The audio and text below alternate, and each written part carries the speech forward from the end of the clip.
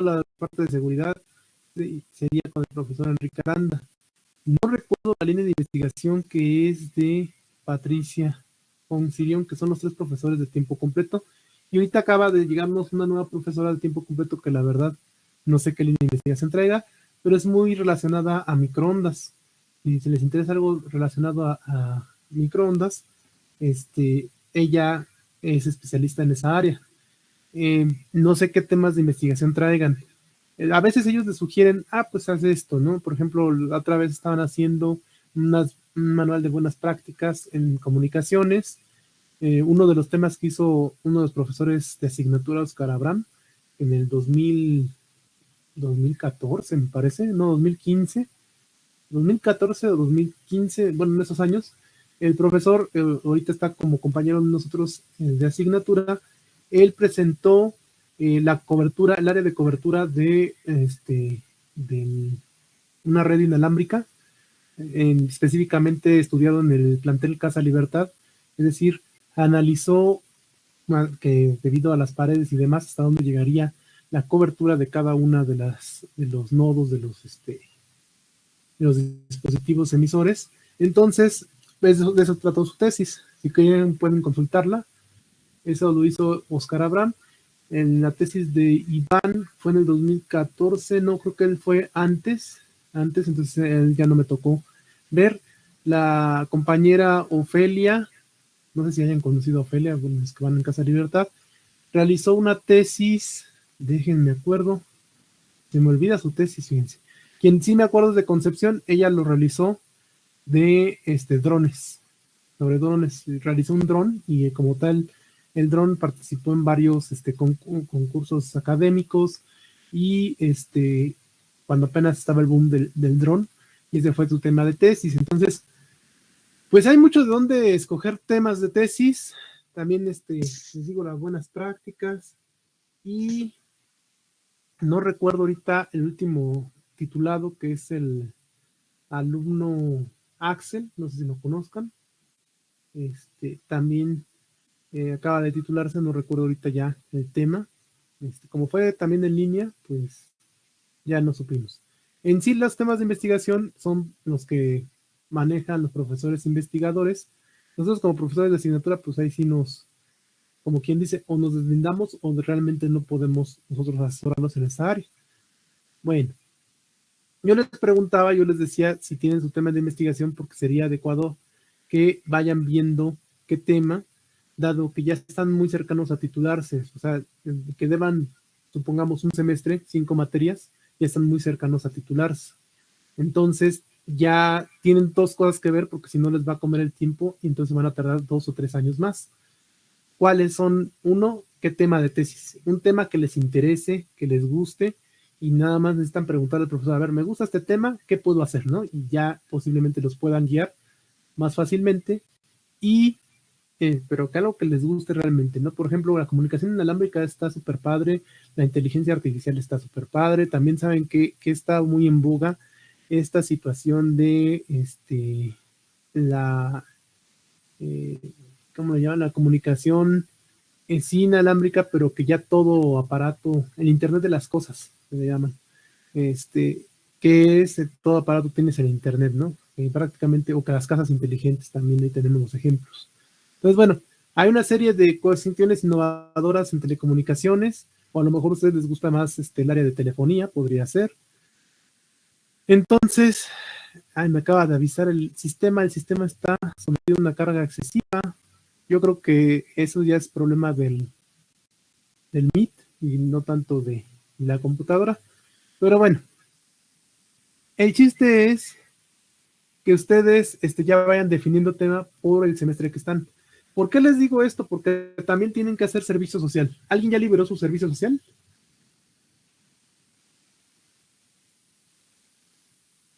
Creo que nadie, ¿verdad? Entonces no han liberado el servicio social. Ajá, sí, Jair. No, que todavía no. Son 6 meses que se van a tardar, y entonces ya son 6 meses que van a estar por el servicio social. Ahora, recuerden, por la pandemia y otras situaciones, es conveniente que vayan viendo dónde lo van a realizar. Entonces, esos 6 meses se puede convertir en un año debido a la pandemia. Ahora, Esa es una cuestión. La otra cuestión va a ser la cuestión de la tesis. La tesis por lo general está dando 1 año a 2, entonces por muy rápidos que sean. Y los trámites es otro año, entonces básicamente tienen 1 año, ¿no? Entonces, bueno, 2 años más. Entonces tienen que ir, por eso les digo, viendo ya, para que ya vayan avanzando poco a poco a la par de las materias. Inicialmente estas materias, proyectos, calidad y normatividad, se pensaba o se consideraba que fuera una guía hacia la culminación de su tesis o para avanzar su proyecto de tesis. Por eso es importante que ya vayan viendo. Después se desarticuló y se desvinculó un poco porque no nos daban los tiempos por la cantidad de conceptos, por la cantidad de material que se tiene que ver. Ahora, para ti, Roberto, que acabas de llegar, vamos a trabajar esencialmente miércoles y viernes vía síncrona, es decir, vía Meet, como ahorita estamos haciendo, y los días lunes y jueves va a ser asíncrona. Los lunes va a ser una cuestión diferente, o sea, los días lunes ahí va a haber ocasiones que vamos a tomar clase. ¿Por qué? Porque los días lunes depende de la cantidad de dudas que tengan y de trabajo que tengamos, va a ser síncrono o asíncrono. Precisamente el aviso de este lunes, el lunes pasado tuve una junta y me presentaron la profesora nueva de tiempo completo y entonces les decía a los compañeros pues si también se quieren acercar para ver sus líneas de investigación. Este lunes me voy a dedicar a calificarles todos sus trabajos para que no me queden pendientes porque me estoy dando cuenta que me tardo mucho en calificarlos. ¿Por qué me tardo mucho? Porque los reviso ahorita que están en un inicio. Ahorita, si tienen, por ejemplo, un 8, es que el trabajo significaba un 6. ¿Por qué les pongo 8? Para que no se les baje tanto la calificación. Entonces, quien tenga 8, pues tiene como un 6 de calificación, quiere decir que tiene muchos errores. Entonces, por favor, corríjanlos y hasta el día lunes voy a empezar a cerrar el día lunes todas las actividades que tenemos pendientes, o sea, los dos de conceptos que dejé hasta el día lunes. Entonces, les aviso, el día lunes me voy a dedicar a calificar todos sus trabajos y cierro el día lunes todas las actividades para volverles a dejar a partir del día miércoles las demás actividades. Entonces nos veríamos el miércoles próximo en toda la clase, miércoles y viernes de la próxima semana, de forma síncrona. Profe, Sí, las dime. especificaciones de este trabajo que menciona, ¿está en una plataforma? Está en la plataforma de Google, te agregué al Classroom, ahí son los trabajos, de hecho, bueno, en tu caso, como acabas de llegar, pues iba a ser como que muy rápido, pero son cosas que dejé, no te preocupes. Mira, dejé, aquí está. Bueno, les subí de material las citas de referencia. Les puse nada más para que conocieran y un formulario y se sean responsables de que están tomando la materia conmigo. Entonces, pues algunas condiciones, cómo vamos a trabajar, ¿no? No faltar, aunque en realidad las faltas no se toman en cuenta para la calificación. Es importante que no falten para que no se pierdan la siguiente clase. No copiar. Si hay una copia, directamente se va con 0 cuando son 2 tareas idénticas. Me ha pasado muchas veces, por lo regular. Aquí en Casa Libertad tengo grupos de 30, 40 alumnos, entonces ya no me da tiempo ni de discutir con los alumnos y directamente les pongo el 0. Tiene una actividad igual a otra y les aviso. ¿Sabes? Tu tarea está idéntica a tal persona y se va con 0, ¿no? Si no es así, pues ya se los dejo así como está. No pasa nada, es una tarea al final de cuentas, la que tuvieron 0 a lo mejor si es que llega a suceder y entonces se promedia con las demás porque van a ser muchas tareas, entonces pues básicamente se compensa. Ahora, lo que sí les estoy pidiendo, por ejemplo, en 2 actividades que dejé, que son 2 definiciones, una es definiciones, mira, aquí está, te la paso en la pantalla, que es esta subida en el Classroom. Investiga al menos 3 definiciones de los conceptos de costo, precio, cotización y presupuesto. Recuerden, al menos 3, o sea, son 3 definiciones de 3 diferentes autores que deben de llevar su cita correspondiente y aquí se los menciono, recuerden citar cada una de las definiciones en formato APA y ahí está mal redactado, bueno, y realizar el apartado de bibliografía o referencias. Aquí el está mal, entonces déjenme lo edito. No se puede. Bueno, a ese elimínenlo. También encuentra las similitudes, diferencias y uso adecuado de las definiciones. ¿En qué casos se usan indistintamente? Esa es la primera tarea. Y la segunda tarea es definición de proyecto y administración. El trabajo no deberá llevar carátula, solo encabezado. Eso ya es para todos los trabajos. No debe llevar carátula, nada más simplemente en el encabezado, ya sea del lado izquierdo o derecho, los datos generales o los datos principales. Y realizas una investigación de las definiciones de proyecto y administración de proyecto. La búsqueda es válida en cualquier medio, pero las definiciones deberán ser de fuentes confiables, como organismos públicos como la ONU, CEPAL, INEGI, INPI, PMI, o libros.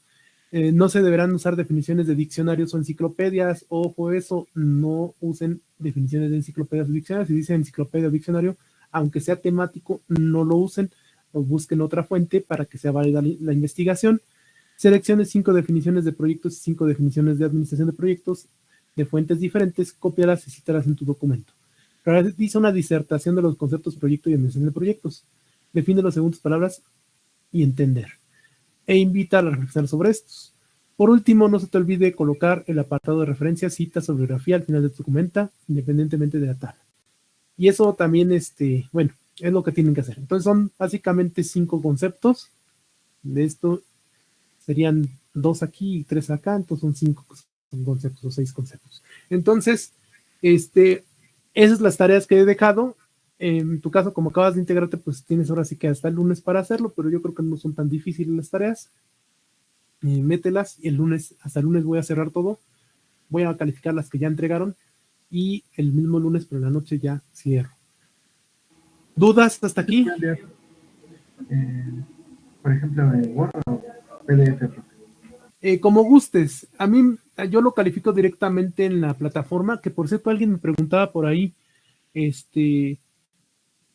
dónde lo comenté. Aquí directamente en la plataforma me da una opción de comentarlo.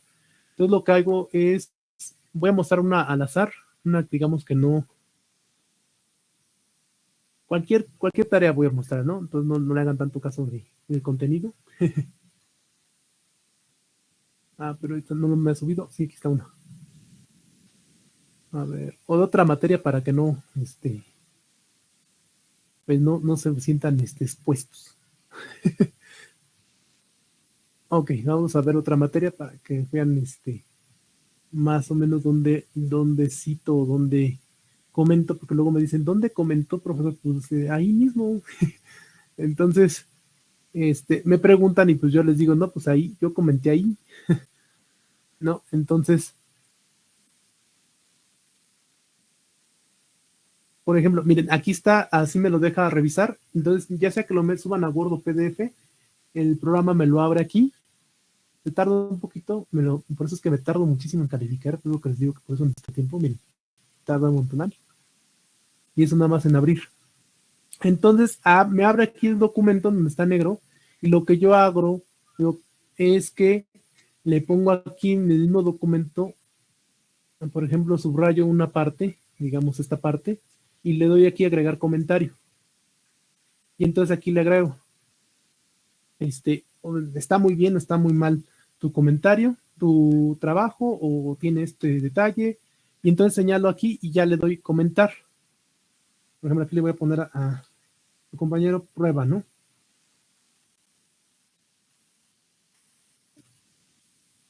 Prueba para clase, ahí está. Entonces comento.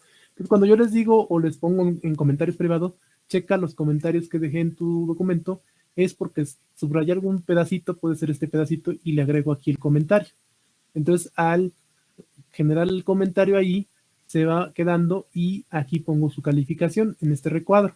En ocasiones, algunos de los comentarios se los pongo directo en el privado, aquí donde se añade comentario privado. Cuando es de forma muy general el comentario, es decir, que por ejemplo el trabajo está bien en lo general, pues entonces aquí lo coloco. Cuando es algo muy particular, como por ejemplo falta la cita o falta referencias o tienes diferentes formas de citación, entonces ya lo pongo de este lado, en donde está el documento. Entonces cuando me pregunten dónde lo pongo, pues aquí lo pongo. Entonces no sé si ustedes tengan un apartado para visualizar el documento y ahí vengan los comentarios, porque la otra vez me estaban preguntando. Sí aparece un apartado. Ok, entonces, pues así es como yo hago la revisión de sus trabajos, y pues me tardo el tiempo necesario, ¿no? En realidad, les digo, yo somos trabajos y nada más. En cuanto a avance, para la persona que acaba de ingresar a nuestro grupo, también como resumen, y discúlpenme los demás, sean pacientes, ahorita ya retomamos donde nos quedamos. Hemos visto las formas de contratación que existen o que hay. También tomamos como ejemplo un proyecto del semestre pasado para desglosar, nada más para mencionar cómo se desglosaba el presupuesto que apenas vamos a hacer. Y también mencionábamos que era la factibilidad de forma general y una introducción a la materia. Sobre la factibilidad, por ejemplo, de un vehículo, factibilidad económica, técnica, y técnica, económica y social, de, por ejemplo, de hacer un proyecto, ¿no? Entonces yo lo que les decía, si nosotros quisiéramos hacer un vehículo que flote o que vuele, un automóvil que vuele, para nuestro país sería prácticamente imposible. ¿Por qué? Porque no tenemos la tecnología. ¿Qué países tienen la tecnología? ¿Y creen que lo estén desarrollando? Japón. Japón, precisamente, Corea, Corea del Sur, Japón. Entonces, les voy a poner un enlace para que vean que sí se está desarrollando y de hecho se llaman taxis, taxis en el aire, o taxis voladores, o taxis, y lo está desarrollando Japón, lo está desarrollando diferentes países. Espero que tenga sonido, aquí voy a ponérselos para que lo vean. Siempre yo les recomiendo que se metan a la página DW.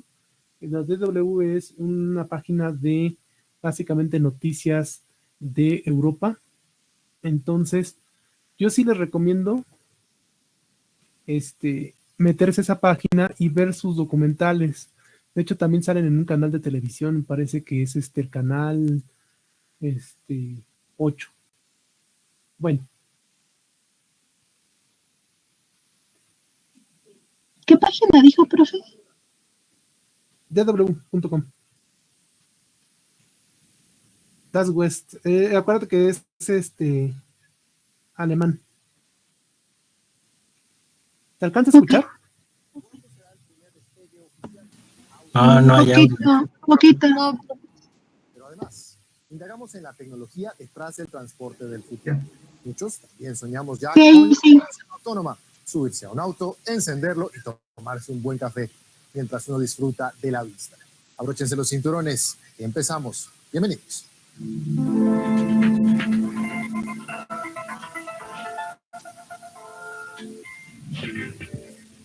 Airbus, Boeing, la NASA y hasta empresas emergentes como Volocopter en Alemania. Desarrolladores en todo el mundo trabajan a toda marcha en máquinas voladoras de propulsión eléctrica para ser usadas cuanto antes. Es que en muchas grandes ciudades el tráfico está al borde del colapso. Eso sabemos bien en América Latina. Y en el aire todavía hay espacio. Además, la mayoría de los prototipos también están diseñados para proteger el medio ambiente. La pregunta es, ¿cuándo veremos sobrevolando las calles a estos fantásticos aparatos y realmente mejorarán nuestras vidas? Aquí dos opiniones de expertos. Es difícil predecir cuándo se podrán manejar los autos voladores con facilidad y cuándo existirá una infraestructura adecuada, así como su aceptación social. Pero sí creo que los autos voladores terminarán cambiando nuestra vida por completo.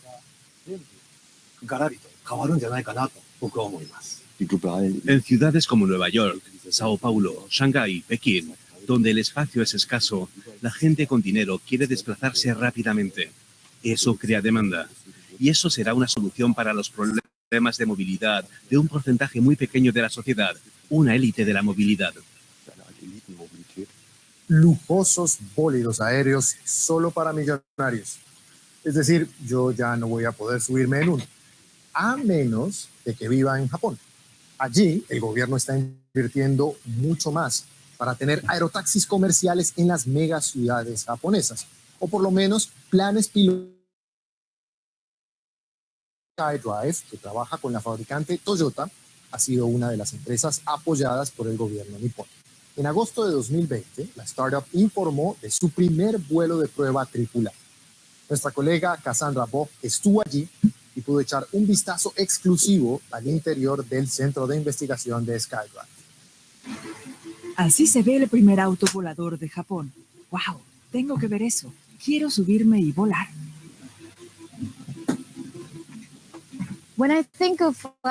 Cuando pienso en autos voladores, no puedo evitar pensar en Volver al Futuro, en los dibujos de Disney, La Familia del Futuro, o en mi serie favorita, Los Supersónicos. Lo que imaginamos se está haciendo realidad. Desde Tokio partí con mi equipo hacia el centro de investigación de SkyDrive. Antes de emprender este viaje, tuvimos que firmar un acuerdo de confidencialidad. La razón, los detalles tecnológicos y el lugar de las pruebas son alto secreto. Sin embargo, se me permite decir esto. Estamos a unos 300 kilómetros al suroeste de la capital, en medio de las montañas. ¡Qué emoción! Ahora mismo estoy frente al centro I+D de SkyDrive. La ubicación es de alto secreto. Me hace sentir como si estuviera en una película de James Bond.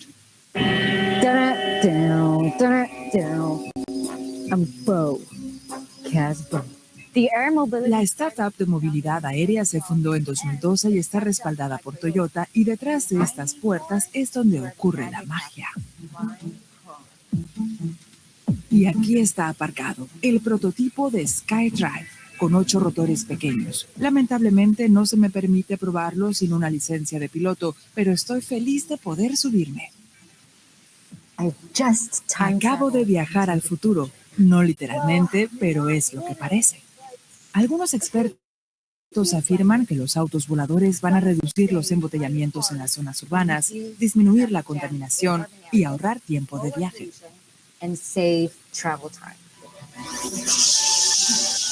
SkyDrive es una de las cerca de 80 empresas de todo el mundo que están trabajando a toda marcha en los llamados eVTOL. Los autos voladores funcionan con baterías y pueden aterrizar y despegar en espacios pequeños. El transporte aéreo ya existe, pero sigue siendo muy poco práctico. Nuestro objetivo es crear un vehículo volador compacto y silencioso para que la gente pueda volar todos los días. Actualmente, el tiempo de vuelo del prototipo está limitado a entre 3 y 5 minutos. Sin embargo, se supone que esto cambiará pronto. Los desarrolladores esperan que en solo 2 años sus autos voladores se utilicen como taxis aéreos en el turismo o para urgencias médicas.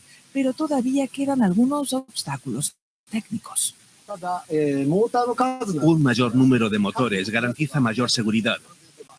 Sin embargo, con más motores, el auto volador será más grande y pesado. Así que el objetivo es averiguar el número correcto de motores para garantizar la seguridad, pero al mismo tiempo mantener el auto volador lo más compacto posible. Un equilibrio difícil. El piloto de pruebas Toshio Ando me cuenta que para este año ya tienen en marcha el siguiente hito del proyecto, lanzar un biplaza. Ya me imagino volando así sobre la bahía de Tokio dentro de unos años. ¡Qué día tan emocionante! Aprendí mucho sobre los autos voladores. Pero seamos claros, el objetivo de estos vehículos es la conducción autónoma. Y hasta que eso ocurra, todavía hay que superar muchos obstáculos técnicos. Y lo más importante, que esto se haga realidad también depende de que nosotros, como sociedad, aceptemos los autos voladores. Bueno, y ahí estoy de acuerdo con Cassandra, porque uno de los avances claves que ha permitido el desarrollo de esta tecnología voladora y que nos hace soñar con un nuevo paradigma de movilidad es el principio de autonomía, mediante el cual autos, robots o drones pueden interactuar con el entorno y tomar decisiones. En la actualidad, el sistema más cercano a la conducción autónoma que podemos ver en las calles de muchas ciudades es el piloto automático. El de Tesla es uno de los más avanzados, tanto que en Reino Unido su uso todavía no está contemplado en la ley. Nos lo cuenta un conductor en Londres. El Tesla de Max Tetton puede conducirse solo, pero solo por un tiempo. Tiene un sistema de piloto automático que toma el control siempre y cuando Max mantenga los ojos en la carretera y las manos en el volante. El sistema puede mantener el auto en un carril durante un largo tiempo, aunque Max debe estar preparado para tomar el control cuando el auto se lo pida. Ajá, te confundiste, ¿no? No le gustan las rotondas, se confunde y debo asumir el control. Parece un sistema cómodo y seguro. Tengo muy claro que yo sigo siendo el conductor. Es mi responsabilidad si algo sucede. Además, tengo a mi familia en el coche.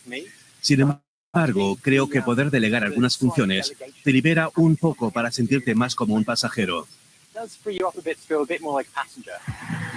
Sin embargo, y a pesar de que esta característica está disponible desde 2018 en varios modelos, el Código de Tránsito de Reino Unido dice que los conductores deben tener el control en todo momento.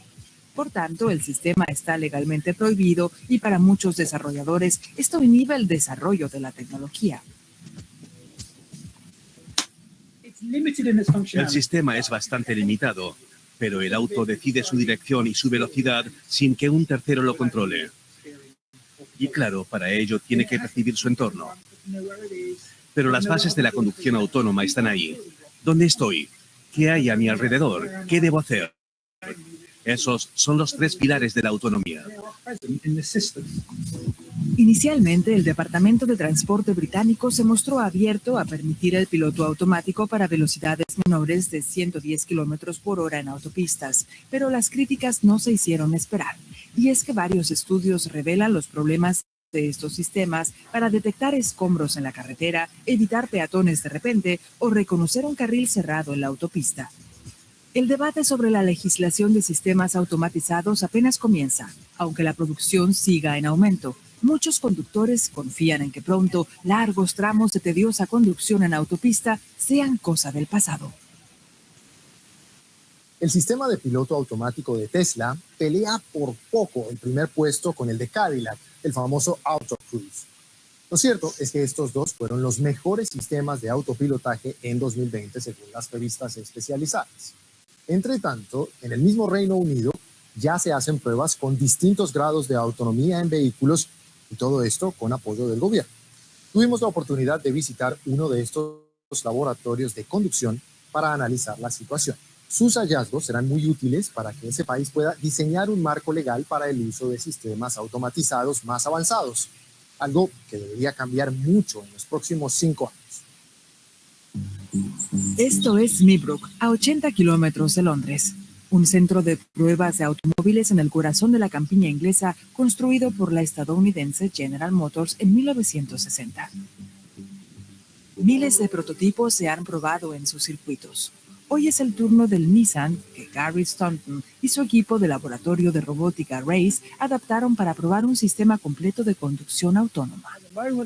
Con la tecnología de hoy, el vehículo navega según las indicaciones de un mapa. Pero si incorporamos la red 5G en el entorno, el mundo de alrededor puede hablar con el auto. Así tendrías, por ejemplo, actualizaciones del mapa en tiempo real. Aquí tenemos la computadora con todo lo necesario para mantener el auto conectado. La información de las cámaras llega a la computadora central, donde es convertida en un mapa del entorno para el vehículo. El vehículo autónomo usa 8 cámaras y sistemas de detección para ver o captar su entorno inmediato. Pero ¿qué pasa cuando el entorno también está conectado? Gary y su equipo ponen a prueba la rapidez del 5G para llevar datos entre varios objetos y el vehículo. Varias empresas convirtieron Meebrook en un lugar súper conectado. La infraestructura, los semáforos, las señales de tráfico, los peajes, hablarán directamente con el auto y le dirán si a la vuelta de la esquina hay un choque o si el semáforo no funciona. En ese caso, el auto andará solo con los datos que reciba vía 5G. Al final, el vehículo hará parte de una red de aparatos interconectados, el Internet de las cosas. Los resultados iniciales permiten llevar datos sin interrupciones o latencia a un vehículo andando hasta 260 kilómetros por hora. Se estima que la capacidad crecerá conforme más objetos puedan repetir la señal y estén conectados. Pero la cantidad de datos que necesita el auto hacen aún difícil garantizar la conectividad permanente. A este auto autónomo aún le falta mucho para salir de Meebrook. El equipo probará la señal 5G en trenes ultrarrápidos. llevar gran cantidad de datos en largos recorridos sin latencia seguirá siendo el reto. Los sistemas actuales de piloto automático son apenas la primera parada del camino hacia la automatización. Los investigadores siguen avanzando. Entre tanto, en las carreteras del Reino Unido hay cada vez más autos con algún nivel de autonomía. Por eso, los resultados de la consulta popular iban a ser material clave para complementar la legislación europea que el Reino Unido adoptó estando dentro del bloque comunitario. Pero, después del Brexit, la encuesta y sus resultados a publicarse durante 2021 se usarán ya para una nueva legislación que, claro, tomará más tiempo. En las normas europeas, hoy se limita el uso del piloto automático a las autopistas en automóviles y camionetas con velocidades de hasta 60 kilómetros por hora, unas 37 millas por hora. O sea, solo se puede usar en atascos. Quizás más adelante la legislación británica permita usos diferentes. Veamos ahora un lugar en donde la conducción autónoma no tiene tantos obstáculos y está teniendo mucho éxito. La aplicación de esta tecnología en la industria agrícola ha traído nuevas posibilidades, sobre todo mayor productividad. Esta granja experimental concluyó recientemente su primer año de pruebas con tractores y equipos de arrastre no tripulados. Visitamos la primera granja autónoma de China y sus resultados son sorprendentes. Tradicionalmente, con la llegada de la primavera, los campos chinos deben ser preparados para la siembra de granos y vegetales, pero esta vez hay algo diferente.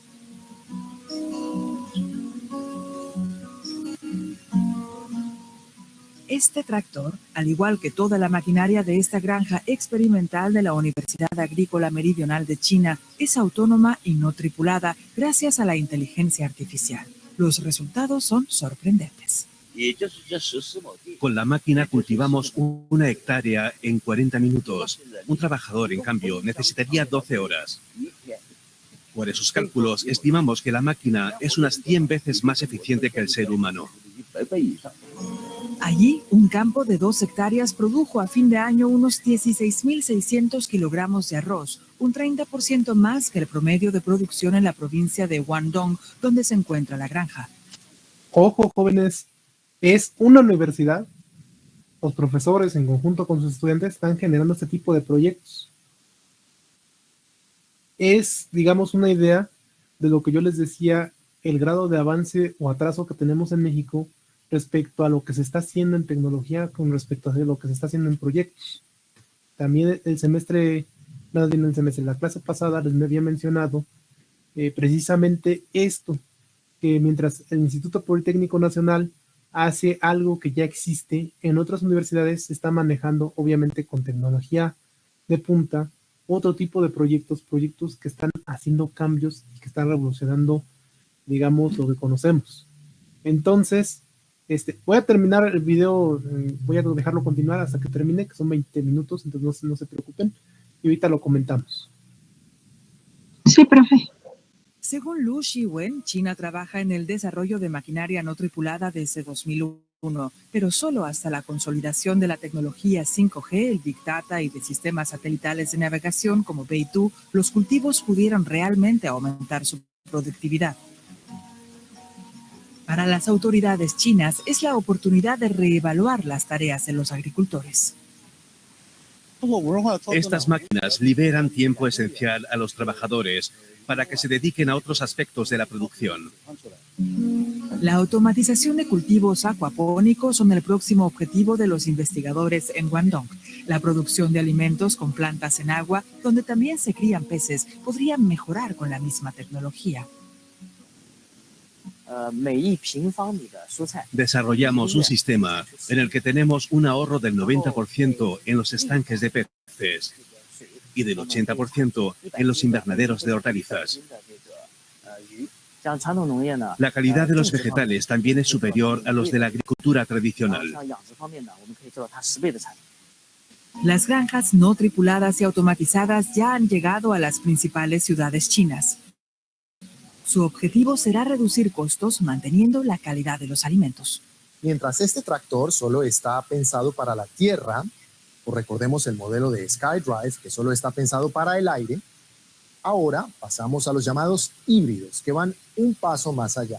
Son auto y avión en uno. Aunque claro, estos medios de transporte representan un gran desafío para los desarrolladores, entre otras cosas porque muchas de estas ideas solo funcionan con una pista de aterrizaje. Y claro, uno no siempre tiene una a mano. No obstante, muchos son los ingenieros en todo el mundo que sueñan con poder diseñar el auto volador del futuro. Digo auto, pero también podría ser motocicleta.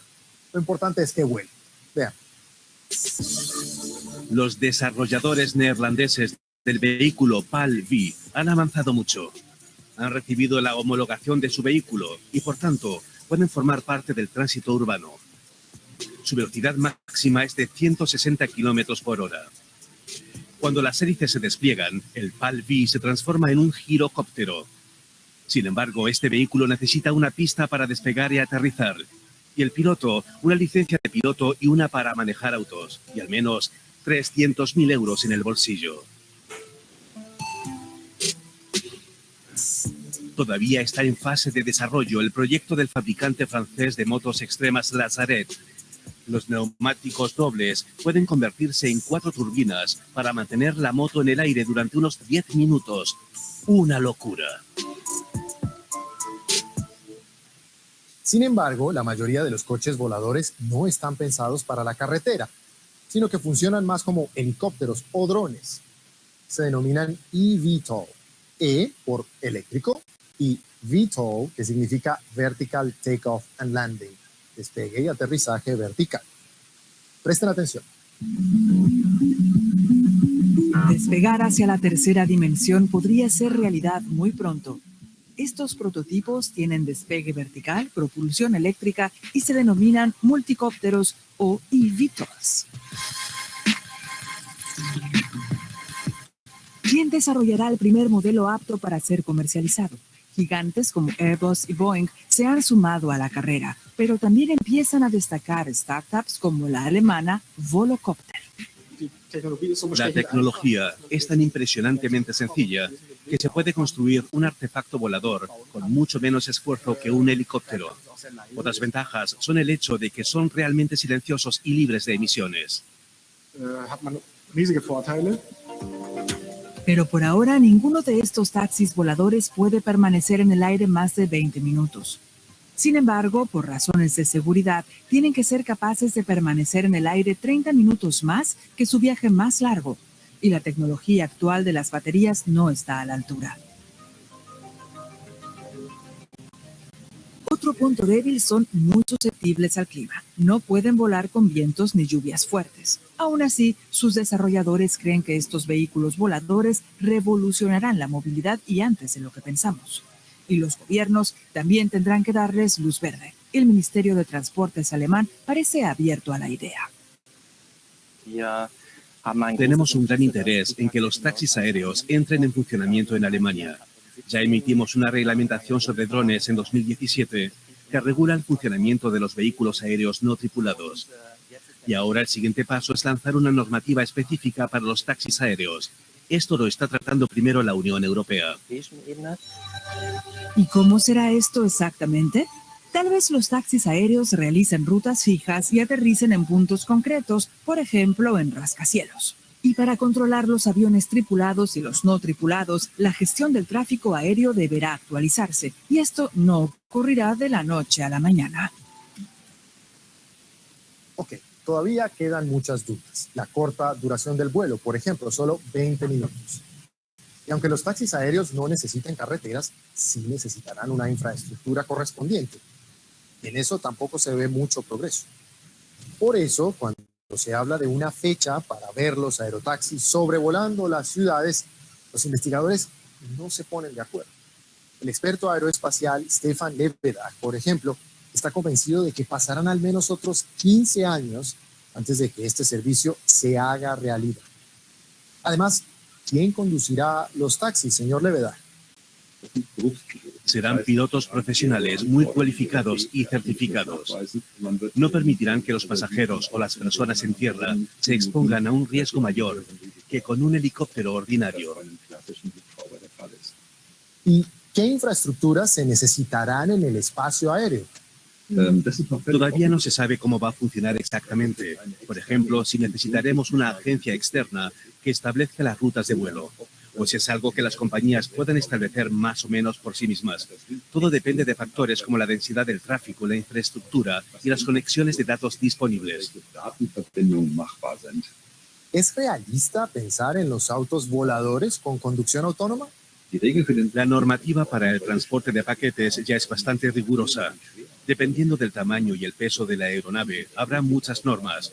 Por ejemplo, se necesitará un sistema de terminación de vuelo para garantizar, si hay problemas técnicos, que no se estrelle contra zonas residenciales.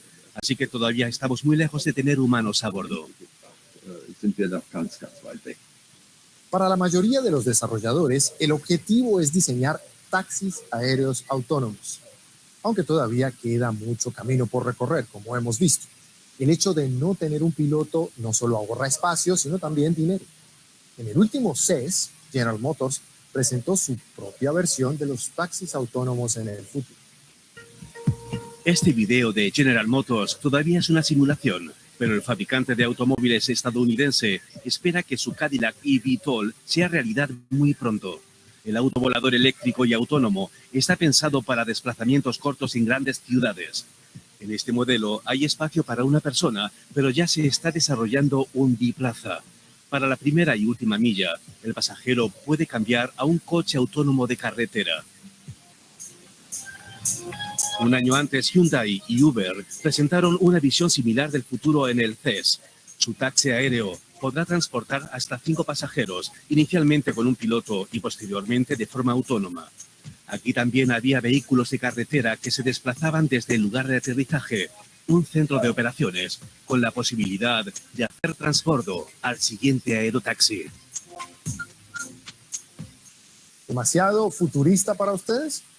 Bueno, pues en el último CES, celebrado digitalmente, ya se presentan soluciones concretas para el tráfico del mañana. Entre otras, la de la empresa energética surcoreana GS Caltex. La tercera dimensión, es decir, el espacio aéreo, también se utiliza allí, por supuesto. Una ciudad inteligente con taxis aéreos y drones de transporte. Así es como la empresa energética surcoreana GS Caltex presenta su centro de movilidad del futuro. El tejado de la gasolinera se convertirá en una mini pista de despegue y aterrizaje para drones de transporte, cuyos paquetes podrán enviarse y recogerse aquí, o como estación para la propia flota de drones taxi de la empresa. Todo eléctrico, por supuesto, al igual que los vehículos que se pueden alquilar o recargar aquí a través de una aplicación. Corea del Sur se considera uno de los países relativamente avanzados en la aprobación de drones autónomos. El fabricante chino EHang ha podido realizar aquí los primeros vuelos de prueba. Los drones que volarán sin piloto a bordo podrían utilizarse en misiones de rescate en zonas de difícil acceso o en el sector turístico. Podemos entonces ya imaginar un cielo cubierto de objetos voladores. Ya sean drones de transporte o taxis voladores, muy pronto se vendrá el debate sobre quién y qué podrá cruzar el cielo en el futuro. Una reciente encuesta realizada en Alemania reveló que solo el 18% de los participantes se podría imaginar subiéndose a un taxi volador para desplazamientos individuales. Pero un poco más del 50% sí que estaría dispuesto a utilizar los taxis voladores en casos de emergencia, como para ir al hospital más cercano, por ejemplo. ¿Y ustedes qué opinan? ¿Se imaginan ir al trabajo en un taxi volador? Escríbanos a magazines@dw.com o en nuestras redes sociales. Esto es todo por hoy. Y ánimo si están por ahí en algún atasco. Nos vemos la... Bueno, muy bien. ¿Qué les pareció? La página es dw.com en español. Ajá, sí, dime. Sí, muy futurista y bueno. Bueno, miren, acuérdense que nosotros estábamos platicando la clase pasada, bueno, para la persona que acaba de ingresar, pues no tiene la referencia, pero la clase pasada estábamos platicando sobre los proyectos que son viables y factibles.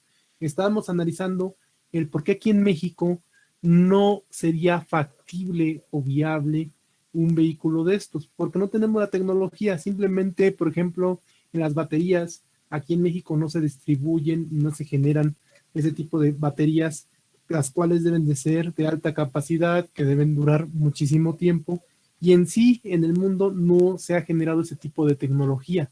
Pero si se fijan, hay muchas marcas involucradas, es decir, no tardan en sacar una super batería, como dirían, y además, en este video, lo que también quiero que mostrarles, o lo que quiero que vean, es que ustedes tienen una gran gama de posibilidades de trabajo, porque si se fijan, prácticamente todo se ha manejado eléctrico.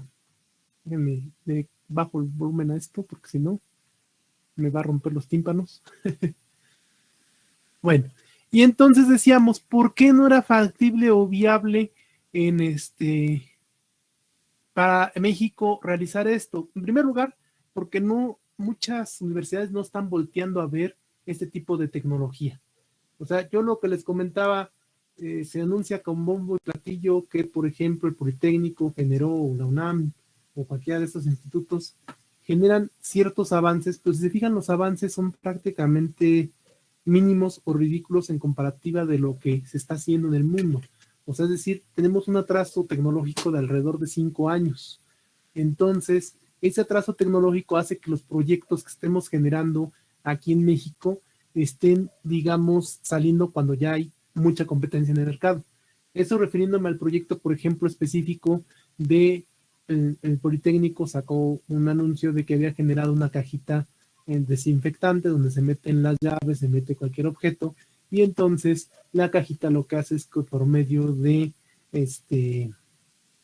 luz ultravioleta o energía en sí, luz ultravioleta, se hace la descontaminación de los aparatos, siendo que en el mercado hay como 20 de ese tipo de dispositivos a diferentes precios, que va desde 600 pesos hasta unos 5,000 o 6,000 pesos, o también la UNAM acaba de anunciar un cubrebocas que elimina el virus del COVID, siendo que en la televisión ya tenemos un cubrebocas que lo elimina con tecnología de cobre y aluminio. No, cobre y otro material, se me olvidó el material, perdonen ustedes.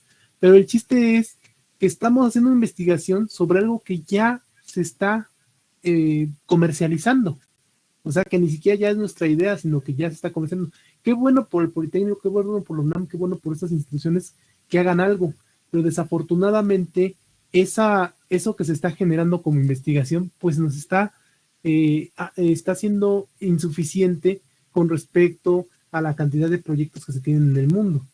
Ahora imagínense algunos de los proyectos que se acaban de visualizar y que bien podrían ustedes participar en uno de esos, o a lo mejor trabajar en una de estas empresas. Entonces, básicamente lo que les conviene a ustedes es aprender alemán, aprender inglés y lanzarse a una empresa internacional o transnacional para que participen en este tipo de proyectos. A nivel universitario, a nivel de universidad, pues no estamos haciendo este tipo de proyectos, simplemente la Universidad de China se los está mostrando, ¿no? Ahí está un vehículo, en el vehículo que ya están haciendo pruebas para que vuele, la autonomía de los tractores, que les ahorra tiempo y que está produciendo, no solamente les ahorra tiempo, sino que además genera mayor ingresos porque tienen mayor producción de lo que están sembrando, ¿no? Entonces, esta parte de que la universidad se está vinculando con la industria y se están generando proyectos realmente muy buenos. ¿Quién sabe quién está checando ya en la cara? Bueno, es que están aquí haciendo sus cosas, no sé, me están interrumpiendo la clase, pero bueno, ya está ahí no se alcanzan a escuchar el ladrido de los perros, pero bueno, les decía entonces, regresándonos aquí a México, esos proyectos como tal serían inviables, aunque deberíamos de ya ir pensando en realizar este tipo de proyectos, ¿no? Obviamente va a ser mucho más costoso aquí en México porque no tenemos la tecnología, no tenemos los últimos avances de baterías, por ejemplo, y aún así en países que ya están desarrollados tienen esos avances de tecnología. Lo que tenemos mucho aquí en México es la creatividad. Somos muy creativos, igual podríamos solucionar el problema de las baterías, pero sería cuestión también de hacer ya una investigación profunda y que realmente se invierta en este tipo de proyectos. Estaba acordándome uno de sus proyectos que anuncian también aquí con bombo y platillo, en la UACM del muro verde, que está más café que verde porque ya se secaron todas las plantas, pero bueno, eh, híjole, pues desafortunados esos proyectos porque no se ejecutan adecuadamente y se secan todas las plantas en lugar de ser un lugar donde dirían ustedes, no, pues es que se está generando algo que es eficiente y funciona. Al contrario, no se ha generado de forma adecuada. Permítame un segundito porque tengo ahí un inconveniente técnico. Voy a asomarme un momento porque ya está habiendo mucho ruido. Entonces, espérenme tantito. Déjenme, voy a ver qué está. Un segundito, por favor. Gracias. Sí, profe.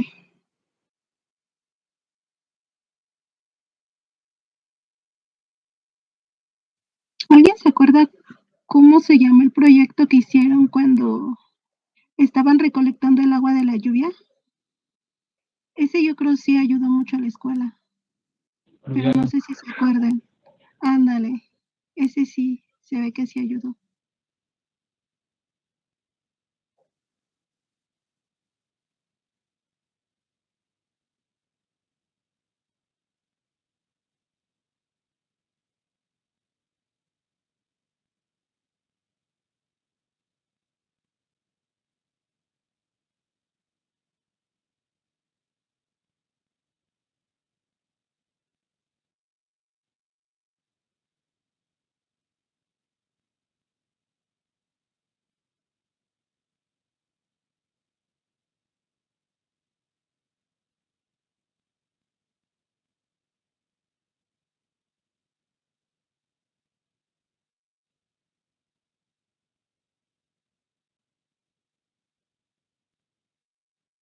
Entonces, les decía y les comentaba, y retomando la parte de proyectos que es nuestro tema principal, es, bueno, tenemos diferentes formas de contratación, cambiando un poquito de tema, y ya retomamos más adelante esta parte de los proyectos. Nada más quería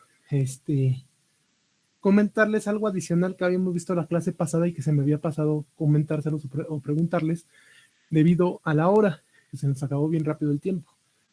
El día de hoy tenemos que ver que tenemos esos tipos de contratación que sería por contrato, por sueldos y salarios, que sería, digamos, los de base, que pueden ser bases eventuales o base indeterminado o por tiempo determinado, o sea, es decir, el tipo de contrataciones que existen. Y tenemos los tipos de derechos que hay. Tenemos la prestación de servicios profesionales, que para la Secretaría de Hacienda y Crédito Público eran emprendedores y empresarios por honorarios, básicamente es esa contratación. Y tenemos los honorarios asimilados a salarios, o servicios profesionales asimilados a salarios. Ese tipo de características de contratación tiene cada una sus respectivos derechos. Por ejemplo, en honorarios, ya sean asimilados o no, el trabajador no tiene ningún derecho. No tiene antigüedad, no tiene derecho a aguinaldo, no tiene derecho a incapacidades, no tiene derecho a nada, porque realmente recuerden que cuando ustedes otorgan ese recibo de honorarios, ustedes se vuelven patrones, digamos, y entonces ustedes se hacen responsables de su salud, ustedes se hacen responsables de su ahorro para su retiro. Básicamente ustedes nada más prestan un servicio siendo ustedes sus propios jefes, digamos. Y eso es entre comillas porque en realidad las empresas los contratan por honorarios, pues les imponen horarios que se supone que no deberían de hacerlo, porque como ustedes están prestando un servicio, se supone que ustedes deberían de regular su tiempo. Pero las empresas, pues así es como los contratan y es una forma de evadir las leyes, ¿no? De igual forma existe esa contratación de outsourcing que ahorita supuestamente está muy perseguida, que en realidad es una simulación, ¿no? Como yo les decía, una especie de tipo de contratación como eventuales, pero sin prestaciones como si fueran los honorarios, ¿no? Entonces, tenemos ese tipo de contrataciones y quería yo preguntarles, ¿saben lo que es una persona moral y una persona física?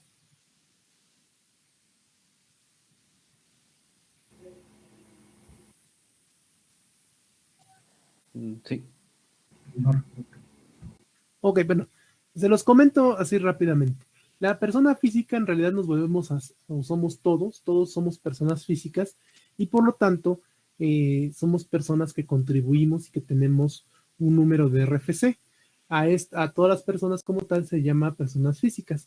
Si ustedes llegan a realizar una empresa, es decir, como proyecto, imagínense que crean su propia empresa, que se puede generar desde 10,000 pesos, les cobran creo que el 30% de la cantidad de que tiene de inversión la empresa. La empresa que ustedes pueden ir con un actuario, ¿es un actuario? No, con un notario, perdón, con un notario y tienen que ir a preguntar, por ejemplo, cuál es su tarifa respecto a la creación de una empresa. Entonces el notario les va a decir, bueno, ¿de qué monto o capital cuenta tu empresa?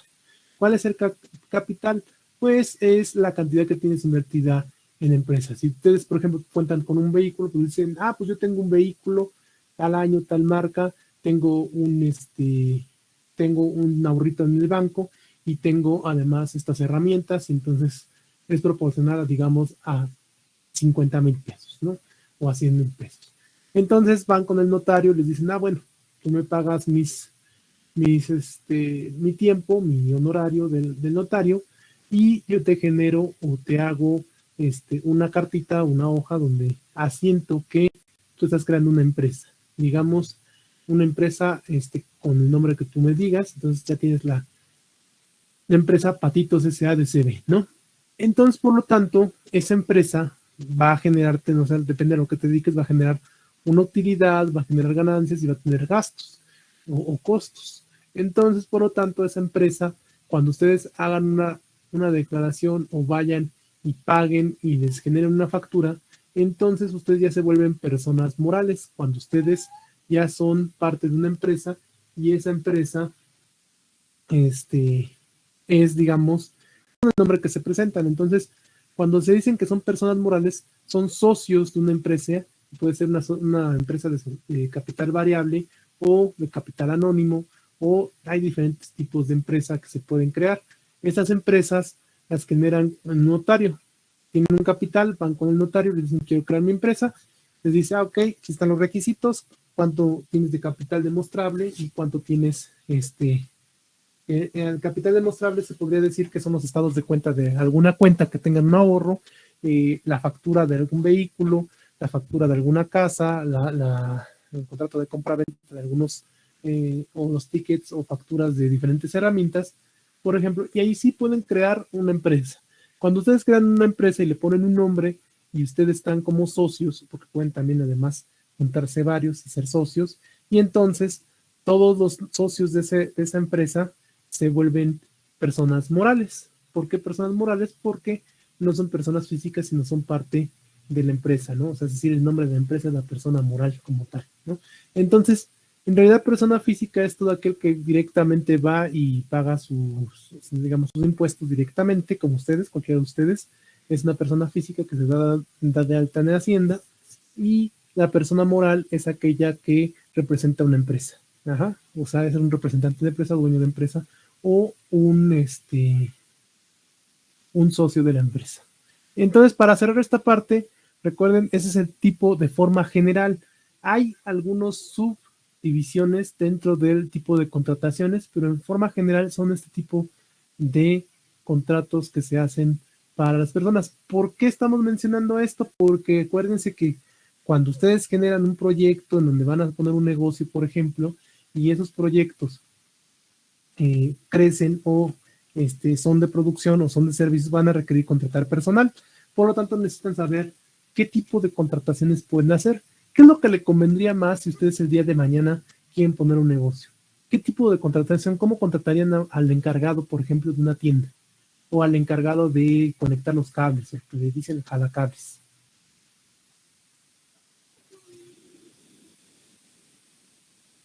Que está capacitado para el trabajo que se requiere. ¿Pero qué tipo de contratación? ¿Lo contratarías por tiempo determinado, o sea, de base, de tiempo determinado o de tiempo indeterminado? Sueldos y salarios. ¿Sería el tipo de contrato de sueldos y salarios? Es que ahí tendría que analizar qué es lo que me convendría, ¿no? Porque si es, por ejemplo, productos, no sé, se me ocurre que es de aretes, ¿no?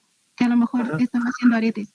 Entonces ahí me convendría pagar por destajo, Ah, exactamente. ¿no? Entonces sería algo así como tipo prestación de servicios, porque llega la Ok, persona que hace los aretes, digamos, te los revende y más bien los vende y tú los revendes, ¿no? Lo ajá. podría hacer. O sea, es decir, es un distribuidor ahí en esa cadena pues esa cadena de consumo que hay, ¿no? Lo que yo estaba viendo también. Hay una página que se llama, ay, déjenme acuerdo cómo se llama. Es como tipo Linio o como tipo ¿cómo se llaman? Esas empresas como que son parecidas a Amazon, ¿No es que OCC está, Mundial? ¿ande? ¿No es OCC Mundial? No, no, no, no, no. No, no me refiero a empresas que contratan, sino más bien una empresa de comercialización que eh, genera precios muy bajos para que ustedes revendan, como tipo eh, la empresa de zapatos, pero se me olvida la empresa de zapatos, ¿cómo se llama? No es Coppel, es Price Shoes, exactamente. Price Shoes lo que hace es algo similar, ¿no? O sea, es decir, ellos no tienen contratados gente que vendan su producto, lo que hacen es una especie de pirámide y esa pirámide lo que hace es que son socios, vuelve socios a la gente que les revende el producto y les da, digamos, compensaciones o premios. Ese tipo, por ejemplo, de contratación o ese tipo de negocio está muy bien estudiado y lo que tiene, digamos, de diferente de todo esto es que no contratan gente. O sea, es decir, igual que los Oxxo. Los Oxxo resulta ser que la gente que está atendiendo un Oxxo no son trabajadores, o al menos una de las personas que es la encargada del Oxxo no es trabajador como tal, sino que es socio, ¿no? ¿Qué pasa cuando te vuelves socio? Pues muy sencillo, como eres socio, por lo tanto, no tienes derecho prácticamente a nada, ¿no? Entonces, aquí en este caso el Price Shoes usa una forma de venta que necesita de trabajadores para vender, pero en lugar de contratarlos para ir y vender o en lugar de poner una tienda física y vender, pues no, utiliza a las señoras y que sean su fuerza de venta y que no les pague nada, o sea, realmente ahí no les da un sueldo, sino que más bien les da una compensación o precios mucho más bajos para que puedan revender. Ese tipo, digamos, de negocio tiene en la mira no generar ni derechos a trabajadores, ni tampoco tener responsabilidad con los trabajadores, y mucho menos tener con tantas personas para pagarles utilidad.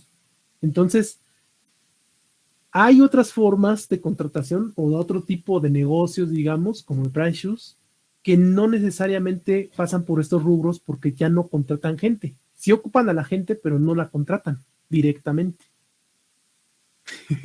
No sé si me están entendiendo. Es como Mary Kay, ¿no? Sí. Manda, es que no escuché, perdón. Es como Mary Kay también. Ándale. Es un buen ejemplo. Sí, sí, sí. Entonces, utilizan a la gente, pero no les pagan como tal, no los contratan como tal, por lo tanto no tienen responsabilidad de esas personas. También como los famosos empacadores o como los encargados también de gasolinera. Los que te despachan la gasolina no tienen un salario. Permítame otra vez un segundo. Estas interrupciones.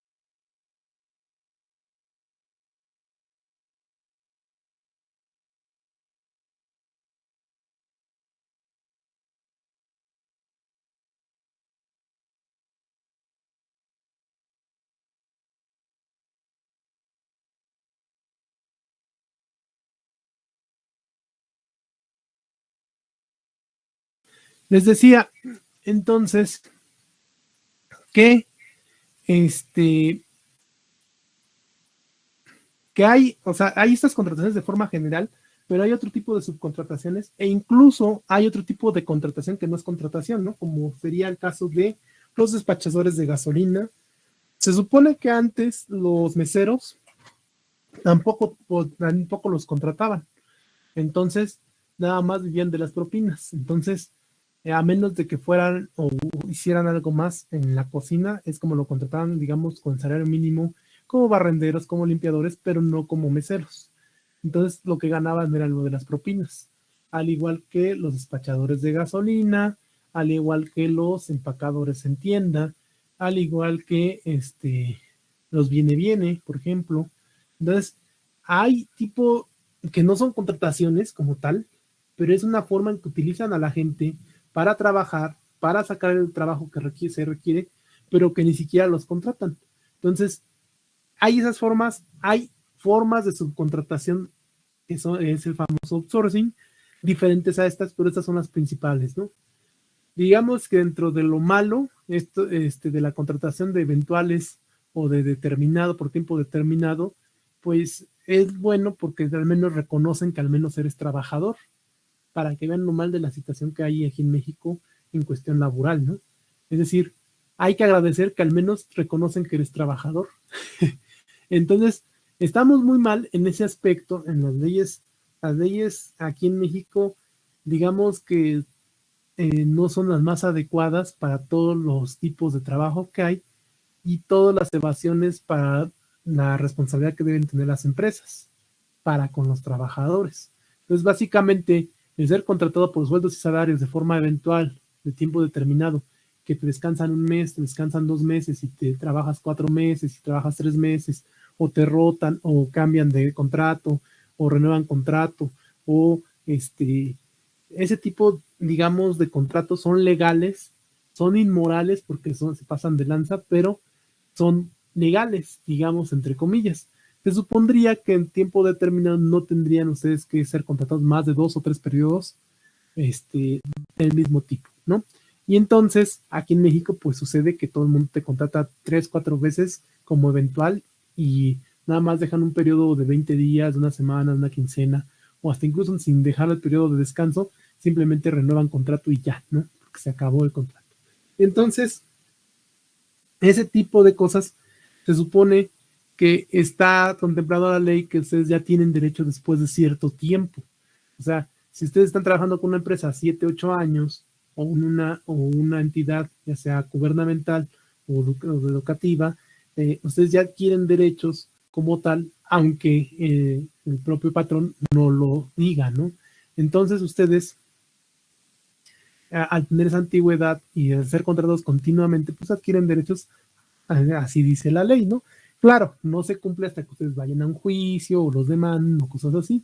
Entonces, hay ese tipo de contratos y aquí en México prácticamente tenemos que agradecer que la empresa o patrón determine que nosotros somos trabajadores. ¿Por qué? Porque hay casos en que ni siquiera son trabajadores.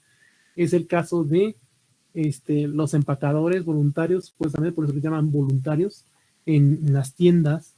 Es el caso de los despachadores de gasolina, es el caso de los meseros, bueno, era el caso de los meseros, era el caso también de las amas de casa, bueno, las personas de limpieza de las casas, las personas que hacen casas, que últimamente se ha regulado un poco eso, pero tampoco es así como que un gran cambio, ¿no? Entonces, básicamente, lo que tenemos es que en México pues se violan totalmente los derechos de todo tipo, que es diferente en países del primer mundo. ¿Ustedes han escuchado cómo contrata Google a su gente y qué tipo de prestaciones tiene la gente que trabaja en Google o en Apple? Y más que nada los que están en la parte creativa. No. Les voy a subir la siguiente semana a ver si encuentro un documental de 5 o 10 minutos para que lo vean y vean qué tipo de prestaciones, servicios y demás tienen la gente que está contratada en estas empresas y que no están en México además, ¿no? ¿Qué es lo que ocurre? Les dan más tiempo para que precisamente se desarrollen, hay un tema de desarrollo personal antes que laboral. Aquí en México no existe ese tipo de temas. En Estados Unidos, en Alemania, en Francia, en Francia ya no tanto, porque en Francia ahorita tienen broncas laborales muy fuertes porque no hay trabajo. En China, bueno, en China no tampoco, pero en Corea posiblemente sí. Bueno, lo importante en Estados Unidos, por ejemplo, es el tiempo, ¿no? Les platico una anécdota muy corta en donde un profesor fue a un proyecto para allá y estaba trabajando, era profesor en ese entonces, y era una persona encargada de la dirección de proyectos de su empresa, ¿no? Entonces tuvo que ir a hacer un proyecto a Estados Unidos y se va a Estados Unidos, ¿no? Y entonces aquí en México es muy dado de ponte la camiseta, no sé si han escuchado esa frase para los que trabajan, tienen que poner la camiseta, te vas hasta que termines el trabajo, no sales a la hora que debes, y es porque te tienes que poner la camiseta, ahorita tú y después nosotros, y que no sé qué, ¿no? Esas son las frases típicas que les dicen en las empresas aquí en México. Y entonces se va a trabajar a Estados Unidos con un proyecto conjunto, y entonces llega la hora de salida. Y puntuales, agarran todos, checan su tarjetita o su firma de salida, y se van. Y entonces él se queda, bueno, ¿y por qué no se quedan a trabajar? Pues todavía no terminamos. Los demás ya se fueron, ¿no? ¿Qué pasó? Y entonces le dicen, ¿tú te vas a quedar a trabajar? Pues deja eso, mañana lo haces. Pero todavía no cerramos, digamos, el trabajo que tenemos pendiente. Dicen, no, pero pues ya terminó aquí el periodo de trabajo y ya no puedes laborar porque entonces te metes en broncas con el sindicato y entonces es contraproducente, entonces ya no puedes seguir laborando hasta tu horario de trabajo y ya. Entonces tienen esa política de trabajo en la cual tienen muy limitado su tiempo tanto de trabajo como su tiempo de recreación, ¿no? Entonces, es decir, si ustedes su horario era de 9 de la mañana a 2 de la tarde, pues a las 2 de la tarde ya no tenían que estar ahí en la empresa, ¿no? O sea, así de sencillo. Y aquí en México no, aquí en México ni más que nada pasa para los profesionistas y pasa para la parte de ¿cómo se llama? De consultoría, en donde todas esas empresas grandes pues les dicen, no, pues pónganse la camiseta y échenle ganas y ya se tiene que sacar el trabajo hoy y todo era para ayer. Y en Estados Unidos tienen una política diferente en donde terminan su horario de trabajo, obviamente en el horario de trabajo deben de ser mucho más productivos y lo son debido a que tienen un buen equilibrio entre la vida personal y el desarrollo personal con el desarrollo profesional. Entonces, cuando llegan a trabajar, pues le echan mucho más ganas que si no tuvieran tantos descansos, ¿no? Entonces, para ser más productivos no necesariamente necesitamos estar más horas, ¿no? Aquí en México se acostumbra a que se estén más horas, aunque se sea menos productivo, ya que no hay ese equilibrio, ¿no? Entonces, imagínense, en comparación, el equilibrio que no hay aquí en México, trabajo, actividades personales y desarrollo personal de las personas, entonces hace que las personas sean menos productivas porque no lo hacen, digamos, con el entusiasmo, con la imaginación, con la creatividad, que si hubieran descansado bien, que si hubieran estado con su familia, ¿no? Entonces, cuando hacen estudios, hay estudios que sí han sacado a relucir que la gente más productiva es la gente que tiene mayores tiempos de recreación, mayor tiempo de creatividad, mayor tiempo de desarrollo personal y la gente más productiva en los trabajos. Entonces, bueno, eso no se aplica en México y entonces pues aquí tenemos básicamente maquila, ¿no? O sea, los desgraciados, digamos, nos ponen a trabajar de 8 a 8 valiéndoles gorro. Disculpen las palabras, pero así sucede, ¿no? Entonces, pues no solamente ese tipo de contrataciones que yo les mostraba en la clase pasada, sino que hay otro tipo de subcontrataciones o de plano no hay contrataciones, pero que sí usan a la gente para vender, como por ejemplo decían Mary Kay, Avon, Topper, ¿qué otra empresa hace eso? Que son sistemas de premios y supuestamente compras el catálogo y entonces te dejan un mejor precio y te haces socio y que no sé qué. Oxxo, sus encargados, insisto, algunos no son empleados, sino son socios. Y entonces al ser socios son los responsables de la tienda si se pierde algo o si falta algo, pero también supuestamente ya no son trabajadores, sino son socios, ¿no? Entonces hay este tipo de subcontratación, porque al ser socios, pues tampoco, supuestamente ganan un poco más, pero tampoco tienen prestaciones. ¿Les ha pasado en alguno de los trabajos? Profesor. Dime. Sí, profesor.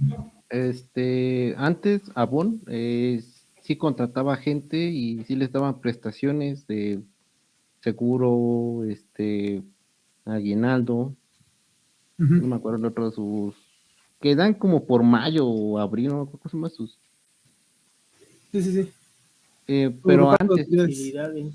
ajá, las utilidades. Pero bueno, tengo una tía que trabaja todavía en Avon, así vendiendo por catálogo, pero recibe un sueldo, pero tiene o sea, tiene que llevar un sueldo, una cuota mínima de venta y le están dando las prestaciones de ley. Ahorita, bueno, ya está funcionando como dijo que, de Mary Kay, de Ujú. Price Shoes y ese sistema. Lo que pasa es que ahorita se han regulado las leyes, por eso es que también tiene mucho que ver en normatividad, es lo que les decía. Estas tres materias están vinculadas así muy cercanamente porque los proyectos va a depender a dónde llegues, ¿no? Ahorita, como tú dices, bueno, hay empresas que se hacen socialmente responsables y sí contratan, aunque sea con salario mínimo, a las personas, ¿no?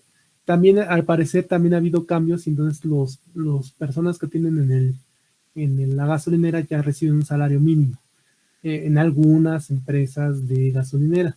Entonces, se supone que ya las empresas están haciendo socialmente responsables y están haciendo esas contrataciones gracias a los cambios que ha habido en las legislaciones en los últimos años, 2 o 3 años, han habido varios cambios en la legislación laboral.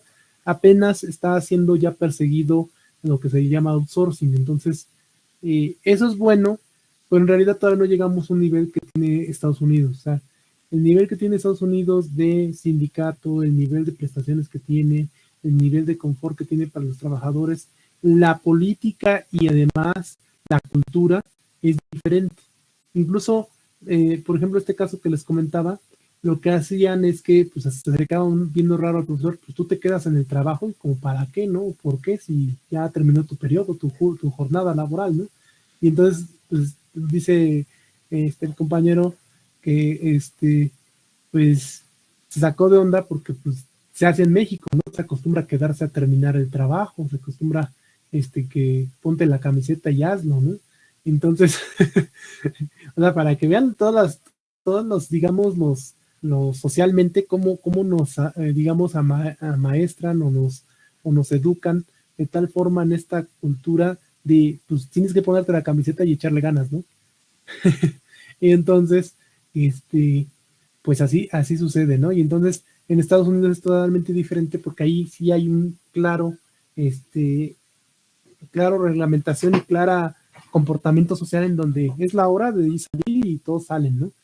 La siguiente clase les voy a pasar un videito de 5 o 10 minutos, espero que no sea muy largo, porque esta vez sí fue un poco más largo, respecto a cómo están haciendo las contrataciones en Google para cerrar este tema. Y ahora sí, nos avancemos con la parte de un proyecto y cómo lo van a ir desarrollando. También les voy a subir el día lunes, aparte de la actividad asíncrona que tienen. Recuerden que el lunes no vamos a vernos, vamos a ver hasta el miércoles.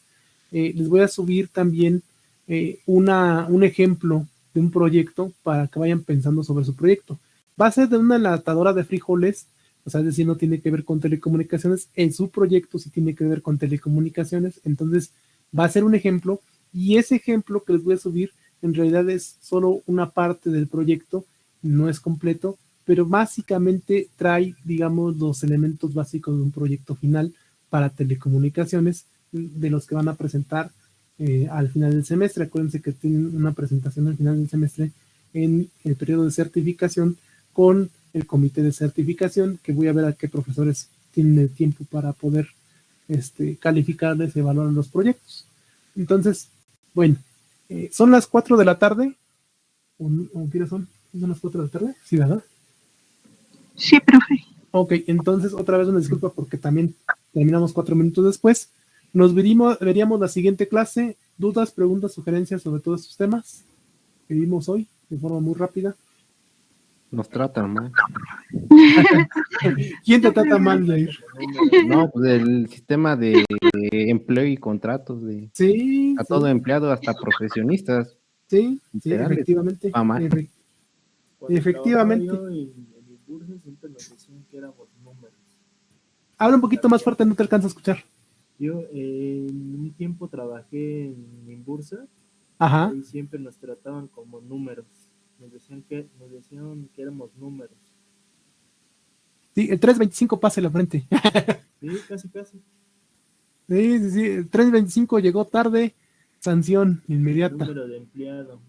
Sí, exactamente. Pues sí, les digo, la cuestión laboral está para llorar aquí en México. Si nosotros nos podemos saber la legislación y el tipo de contratación y el tipo de empleos que hay en países de primer mundo, váyanse a Tokio, váyanse a Canadá, váyanse a Estados Unidos, váyanse a Alemania, es totalmente diferente, ¿no? Y también la tecnología en esos países pues es totalmente diferente, el tipo de desarrollo de proyectos pues es diferente totalmente a lo que se hace en México. Pues estamos en la calle de la amargura, pero hay que echarle ganas, igual se van a chambear ahí a una de estas empresas. Sí, profe. Bueno, sería todo, jóvenes. Hasta luego, cuídense mucho. Nos vemos el miércoles por esta vía, por Meet, y el lunes les envío actividad asíncrona y sería todo. Nos vemos, jóvenes. Hasta luego. Gracias, profe. Buen fin de semana a todos. Profe, Bye, bye. igual, buen fin de semana. ¿Me puede meter a Classroom?